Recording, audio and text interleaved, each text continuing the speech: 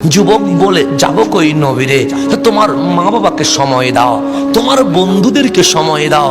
যুবক বলে, যার চোখ নবী চিনে গেছে, তার চোখ এই দুনিয়ার আর কোনো বন্ধু দেখতে চায় না। আমার রাসূল বললেন, নামাজের সময় আমি মসজিদে যাব, তুমি বাহিরে কি করবে? যুবক বলেন, নবীরে আপনি যখন ঢুকে যাবেন আমার মন চটপট করবে, চোখ বলবে নবী কই, নবী কই, নবী দেখতে চাইবে। তখন আমি মনকে বলবো, মন তুই চটপট করিস না, চোখ তুই কান্না করিস না, নবী নামাজে গিয়েছে, উনি ইমামতি করছে, তো নবী নাই তো কি হয়েছে?